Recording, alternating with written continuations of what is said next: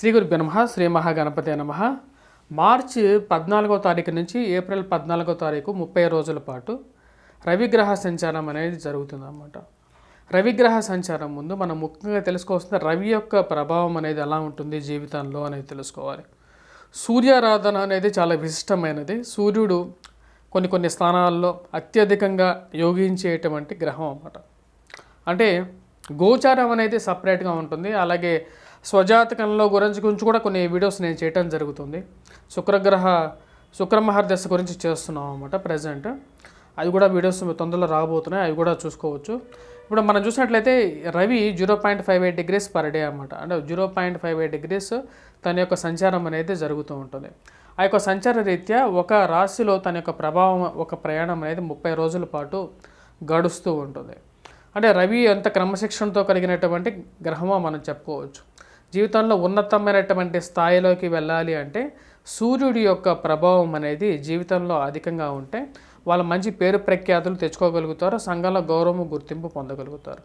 ఇప్పుడు మనం చూసినట్లయితే ఈ మార్చి 14వ తారీఖు నుంచి ఏప్రిల్ 14వ తారీఖు వరకు రవిగ్రహ సంచారం ఎవరికి బాగా అనుకూలిస్తుంది అనేది చూద్దాం. గురువు మేషంలో సంచారం చేస్తున్నాడు. అదేవిధంగా శుక్రుడు, బుధుడు, శని మనం చూసినట్లయితే కుంభంలో ఉన్నారు. రాహువు, బుధుడు మీనంలో ఉన్నాడు అన్నమాట.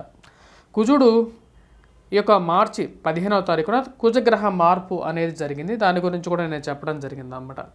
ఇప్పుడు రవి యొక్క మార్పు అనేది మార్చి 14 జరుగుతున్నది. మార్చి 14న కుంభ సంక్రమణం జరిగింది. కుంభ సంక్రమణం వచ్చేటప్పటికి ఫిబ్రవరి 13వ తారీఖు జరిగిందన్నమాట. ఇప్పుడు వచ్చేటప్పటికి మార్చి 14 కరెక్ట్గా 30 రోజుల తర్వాత రవి యొక్క మార్పు అనేది మీనంలోకి జరుగుతున్నది. ఇది ఈ యొక్క ప్రభావ రీత్యా కుజుడు యొక్క మార్పు కూడా జరుగుతున్నది. ఈ యొక్క ప్రభావం అనేది ద్వాదశ రాశుల వారి మీద ఎలా ఉంటుంది అనేది నేను చెప్తాను. అదేవిధంగా ఎవరికి బాగా యోగిస్తున్నది, ఏ యొక్క రాశుల వారికి బాగా యూస్ఫుల్గా ఉంటుంది అనేది చెప్తాను. దాని ప్రకారంగా వచ్చేటప్పటికి మిగతా రాశుల వారికి చేసుకోవాల్సినటువంటి రెమెడీస్ అనేది ఎలా ఉంటాయి అనేది చెప్తాను. రవి కొన్ని స్థానాలను యోగిస్తాడు కాబట్టి నేను మెయిన్గా కాన్సన్ట్రేటివ్గా వృషభం, మిథునం, తుల, మకర రాశుల వారికి ఎవరికైతే రవిగ్రహ మార్పు అనేది బాగా యోగించబోతున్నదో వారిని కాన్సన్ట్రేటివ్గా చెప్పడం జరుగుతుంది. మిగతా రాశుల వారికి కొన్ని చేసుకోవాల్సినటువంటి రెమెడీస్ అనేవి ఎలా ఉన్నాయి అనేది తర్వాత చెప్తాను. అది కూడా చూసుకోవచ్చు చివరిలో. రవిగ్రహ సంచారంలో వచ్చేటప్పటికి మనకు నెక్స్ట్ బాగా యోగించబోతున్నటువంటి రాశి వచ్చేటప్పటికి తులారాశి. తులారాశి వారికి వచ్చేటప్పటికి మనం చూసినట్లయితే పంచమంలో ఉన్నటువంటి కుజుడు, చతుర్థంలో ఉన్నటువంటి కుజుడు యోగ్యకారకుడు కాదు. అలాగే పంచమంలో ఉన్నటువంటి రవి కూడా యోగ్యకారకుడు కాదు ఎప్పటి వరకు మార్చి 14వ తారీఖు వరకు. కానీ ఇప్పుడు మారుతున్నటువంటి గ్రహస్థితి రీత్యా వీరికి వచ్చేటప్పటికి చతుర్థంలో ఉన్నటువంటి కుజుడు పంచమంలోకి ప్రయాణం చేయటం, అదేవిధంగా పంచమంలో ఉన్నటువంటి రవి షష్టమంలోకి వెళ్ళటం, అంటే 6వ ఇంట్లోకి వెళ్ళటం వల్ల తులారాశి వారికి యోగ్యాన్ని ఇవ్వబోతుంది అన్నమాట. వృత్తిపరంగా, వ్యాపార పరంగా కూడా అనుకూలంగా ఉంటుంది. ప్రయాణ సంబంధితమైన విషయాల్లో అనుకూలత పొందగలుగుతారు. ఎందుకంటే షష్టమంలో ఉన్నటువంటి రవి ప్రయాణంలో అనుకూలత ఇవ్వగలుగుతాడు అన్నమాట. విదేశాన్ని ప్రయత్న సంబంధితమైన విషయాల్లో యోగ్యత, పేరు ప్రఖ్యాతలు రావటం, సంఘంలో గౌరవము, గుర్తింపు పొందగలుగుతారు. అంటే వీరు చేస్తున్నటువంటి వృత్తిలో అనుకూలత పొందగలుగుతారు. కార్యాలయాల్లో ప్రమోషన్స్, ఇంక్రిమెంట్స్ విషయాల్లో వీరు చేస్తున్నటువంటి పనికి మెచ్చి వీరికి అనుకూలమైనటువంటి స్థితి ఏర్పడుతుందన్నమాట. వీరిపై ఉన్నటువంటి వారు మెచ్చుకోవటం, దానికి సంబంధించినటువంటి ప్రమోషన్స్, ఇంక్రిమెంట్స్ వీరు పొందటం, అది కార్యానుకూలతంగా వీరికి మారుతుందన్నమాట. అంటే వీరికి మంచి యోగ్యతని ఇవ్వగలిగేటువంటి స్థితిలోకి ఈ యొక్క మార్పు అనేది రాబోతుంది. ఈ తులారాశి వారికి వచ్చేటప్పటికి ముఖ్యంగా చెప్పాలంటే రవి ఎప్పుడైతే అనుకూలతమైనటువంటి ఫలితాలు ఇస్తాడో అది వీరికి ఆరోగ్యపరంగా అనుకూలత అనేది పొందగలుగుతారు. శారీరకంగా కూడా అనుకూలత అనేది పొందగలుగుతారు. మానసికమైనటువంటి ఒక బలాన్ని వీరు పెంపొందించుకోగలుగుతారు అన్నమాట. తులారాశి వారికి వచ్చేటప్పటికి ముఖ్యంగా గ్రహస్థితి చాలా అనుకూలమైనటువంటి ఫలితంగా ఉంది. సప్తమంలో ఉన్నటువంటి గురువు జన్మరాశిని సప్తమాన్ని చూస్తున్నందువల్ల ఆరోగ్యంలో అనుకూలత కొంచెం బాగలేనప్పటికీ రికవరీ అనేది ఎప్పుడు ఫాస్ట్గా ఉంటుందన్నమాట. అదేవిధంగా రవి ఎప్పుడైతే ఈ రాశి వారికి షష్టమంలోకి ప్రయాణం చేస్తున్నప్పుడు విద్యలో విజయాన్ని సాధించగలుగుతారన్నమాట. అంటే వీరు రాస్తున్నటువంటి కాంపిటేటివ్ ఎగ్జామ్స్లో ఏవైతే ఉన్నాయో ఆ కాంపిటేటివ్ ఎగ్జామ్స్లో వీళ్ళు ఉత్తీర్ణత సాధించగలుగుతారు. మంచి మార్క్స్తో వీరు పాస్ అవ్వగలుగుతారన్నమాట. దానికి ముఖ్య కారణం వచ్చేటప్పటికీ రవి షష్టమంలో ఉన్నప్పుడు ఇటువంటి ఫలితాన్ని ఇస్తుందని చెప్పి శాస్త్రం చెప్తుందన్నమాట. అదేవిధంగా పేరు ప్రఖ్యాతల గురించి కూడా రవిగ్రహ అనుకూలత అనేది చాలా ముఖ్యం జీవితంలో. రవి ఎప్పుడైతే మంచి స్థానంలో ఉన్నాడో సంఘంలో గౌరవము గుర్తింపు ఉన్నటువంటి వారితో పరిచయాలు ఏర్పడతాయి అన్నమాట. అంటే ఉన్నతమైనటువంటి ఆఫీసర్స్ కానీ ఎవరైతే ఉంటారో మీ పనిచేస్తున్నటువంటి ఆఫీసెస్లో కానీ గవర్నమెంట్ కార్యాలయాల్లో కానీ ఎమ్మెల్యేలు కానీ ఆ యొక్క పొజిషన్స్లో ఉన్నటువంటి వారితో సత్సంబంధాలు అనేవి ఏర్పడతాయి. ఆ యొక్క సత్సంబంధాలు అనేది మీకు యూటిలైజేషన్ అవుతాయి అన్నమాట. పలానా వారు తెలియటం వల్ల మీకు కొన్ని పనులు జరుగుతూ ఉంటాయి. ఆ యొక్క పనులకి కారణం ఏమిటి అంటే రవిగ్రహ అనుకూలత అన్నమాట. రవి మంచి స్థానంలో ఉన్నప్పుడు కొన్ని కార్యాలు ఫాస్ట్గా అవుతాయి అన్నమాట. అంటే ఎప్పుడు ప్రతిబంధకంగా ఉండేటువంటి పనులు ముందుకు జరగట్లేదు అని చెప్పి చాలామంది అంటూ ఉంటారు. దానికి కారణం ఏంటంటే రవి సరిగా లేకపోవడం. జాతకంలో వచ్చినప్పటికీ రవి సరిగా లేనప్పుడు చేస్తున్నటువంటి పనుల్లో వచ్చినప్పటికీ ఫెయిల్యూర్స్ అనేవి ఎక్కువగా అవుతాయి. సక్సెస్ ఉందా లేదా లైఫ్లో తెలియాలి అంటే రవి యొక్క స్థానం అనేది చాలా ఇంపార్టెంట్. తులారాశి వారికి వచ్చేటప్పటికి షష్టమంలోకి రాబోతున్నటువంటి రవి పూర్తి యోగ్యకారకుడు. ఆ యొక్క విషయంలో ఎటువంటి సందేహం లేదు.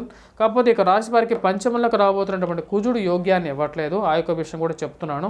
కాబట్టి ఆరోగ్య విషయంలో కొద్దిగా జాగ్రత్తగా ఉండాలి. పెద్ద ఇన్వెస్ట్మెంట్స్ పెట్టేటప్పుడు స్పెక్యులేషన్స్లో అంటే స్టాక్ మార్కెట్లో పెట్టేటప్పుడు కొంచెం జాగ్రత్తగా ఉండండి.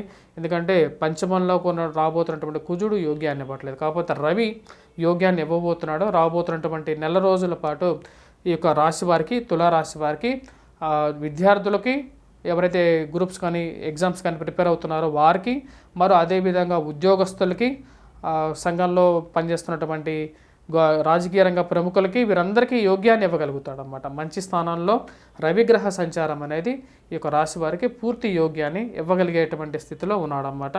సో తులారాశి వారికి చాలా మంచి ఫలితంగా కూడా చెప్పచ్చు అన్నమాట. ఈ యొక్క రాశి వారికి మీది వీటన్నిటితో పాటు ధైర్యంతో మీరు చేసేటువంటి పనులలో వచ్చినప్పటికీ సక్సెస్ అనేది పొందగలుగుతారు. అలాగే ఉద్యోగపరంగా ఎవరైతే ప్రింట్ అండ్ ఎలక్ట్రానికల్ రంగం మీడియాలో ఉన్నటువంటి వారు, ఫార్మాస్యూటికల్ రంగంలో పనిచేస్తున్నటువంటి వారు, బుక్ స్టాప్ డీలర్స్ కానీ రాజకీయ రంగ ప్రముఖులు కానీ వీరందరికీ యోగ్యాన్ని ఇచ్చేటువంటి ఫలితంగానే చెప్పచ్చు. Please do subscribe and share. నేను ఇప్పుడు 4 రాసులకే చెప్పాను, మిగతా రాసులకు ఎందుకు చెప్పలేదు అనేది నేను ఇప్పుడు వివరిస్తాను. మేషరాశికి 1000 స్థానంలో ఉన్నటువంటి రవి యోగ్యాన్ని ఇవ్వడు, ధనక్షయకారకుడుగా మారతాడన్నమాట. ఆరోగ్యపరంగా కూడా జాగ్రత్తలు అనేవి తీసుకోవాలి. అలాగే వృషభ రాశి వారి గురించి నేను ఆల్రెడీ చెప్పాను. వృషభ రాశి వారికి లాభస్థానంలో ఉన్నటువంటి రవి యోగ్యాన్ని ఇస్తాడు. ఉద్యోగపరంగా వ్యాపారపరంగా కూడా అనుకూలమైనటువంటి సమయంగానే చెప్పచ్చు. మిథున రాశి వారికి రాజ్యస్థానంలో ఉన్నప్పుడు రవి యోగ్యాన్ని ఇవ్వగలుగుతాడు, పేరు ప్రఖ్యాతులు పొందగలుగుతారు. వృషభ రాశి వారికి చెప్పాలి అంటే ఎక్కువగా అనుకూలమైనటువంటి ఫలితాలు వస్తాయి. అదేవిధంగా కర్కాటక రాశి మనం చూసినట్లయితే మిథున రాశి తర్వాత కర్కాటక రాశి వారికి నేను ఎందుకు చెప్పలేదు అంటే కర్కాటక రాశి వారికి మనం చూసినట్లయితే భాగ్యస్థానంలో ఉన్నటువంటి రవి ధనక్షయకారకుడుగా మారతాడు. అలాగే మోసపూరితమైనటువంటి మాటలకి మోసపోవటానికి కారకుడుగా కూడా తయారవుతాడు. కర్కాటక రాశి వారు ఎక్కువగా జాగ్రత్తగా ఉండాలి. ఎందుకు జాగ్రత్తగా ఉండాలంటే అష్టమంలో శనితో పాటు కుజుడు కలవబోతున్నాడు, భాగ్యస్థానంలో రవి కలవబోతున్నాడు. కాబట్టి కర్కాటక రాశి వారు జాగ్రత్త అనేది ఎక్కువగా ఉండాలి. ఈ 2 గ్రహాలు అంత యోగ్యాన్ని ఇవ్వట్లేదు. తదుపరి సింహరాశి వారికి మనం గమనించినట్లయితే ఇక్కడ మనం చూసినట్లయితే అష్టమంలో రవి సంచారం అనేది అంత పాజిటివ్ ఇంపాక్ట్ అనేది ఇవ్వదన్నమాట. ఎందుకంటే అష్టమంలో రవి సంచారం చేస్తున్నప్పుడు 7 అంటే 90 degrees యాంగిల్లో ఈ యొక్క స్థానాన్ని చూస్తాడన్నమాట. ఇది ధనక్షయకారకంగా మారుతుంది. ధనక్షయకారకం అంటే డబ్బు అనేది ఎక్కువగా ఖర్చు అవుతుంటుంది. అలాగే ఫైనాన్షియల్గా కూడా ఇష్యూస్ని ఎక్కువగా క్రియేట్ చేస్తుంటుంది. మాట్లాడేటప్పుడు జాగ్రత్తగా మాట్లాడాలి. ఇవన్నీ ఉన్నాయన్నమాట. సో కాబట్టి నేను సింహరాశి వారి గురించి ఎక్కువగా చెప్పలేదు. మరియు అదేవిధంగా మన తదుపరి రాశి మనం చూసినట్లయితే తదుపరి రాశి అనేటువంటిది కన్యారాశి వారికి కరెక్ట్గా 90 degrees యాంగిల్లో ఉందన్నమాట. 90 degrees యాంగిల్లో రవి యొక్క దృష్టి పడినప్పుడు ఈ యొక్క కన్యారాశి వారికి కుజుడు యోగ్యకారకుడు అయినప్పటికీ కూడా రవి యోగ్యకారకుడు కాదు. కాబట్టి ఎప్పుడైతే రవిగ్రహ దృష్టి పడినప్పుడు శరీరంలో అధికమైనటువంటి వేడి ఎక్కువగా అవుతుంది. అదేవిధంగా డబ్బు కూడా ఎక్కువ ఖర్చు అవుతూ ఉంటుంది.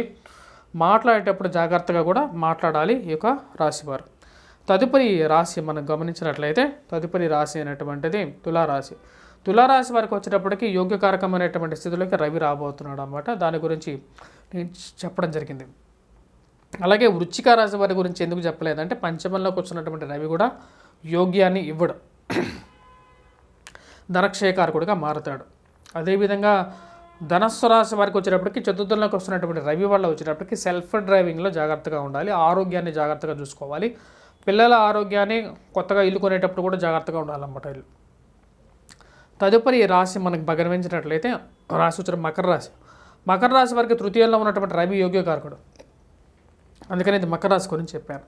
కుంభరాశి వారికి వచ్చేటప్పటికి ఇది రాశి వారికి ధనస్థానంలో ఉన్న రవి యోగ్యాన్ని ఇవ్వట్లేదు, అందుకనే కుంభరాశి గురించి నేను చెప్పలేదు. తదుపరి మీనరాశి. మీనరాశి వారికి జన్మరాశిలో సంచారం చేస్తున్నటువంటి రవి యోగ్యాన్ని ఇవ్వట్లేదు, కాబట్టి అందుకనే నేను మీనరాశి గురించి కూడా చెప్పలేదు. సో ఈ యొక్క రాశుల వారు ఎవరైతే ఉన్నారో ఎవరి గురించి అయితే నేను చెప్పలేదు, వారికి వచ్చేటప్పటికి అంతగా యోగ్యాన్ని ఇవ్వట్లేదు. సో మీరేం చేస్తారంటే ఎవరికైతే రవి అనుకూలత కావాలనుకుంటున్నారో వారు సూర్యనారాయణ స్వామిని పూజించడం, సూర్యగ్రహ ఆరాధన చేయడం అనేది ముఖ్యం. సూర్య నమస్కారాలు కూడా చేయొచ్చు అన్నమాట. స్వస్తి. Please do subscribe and share.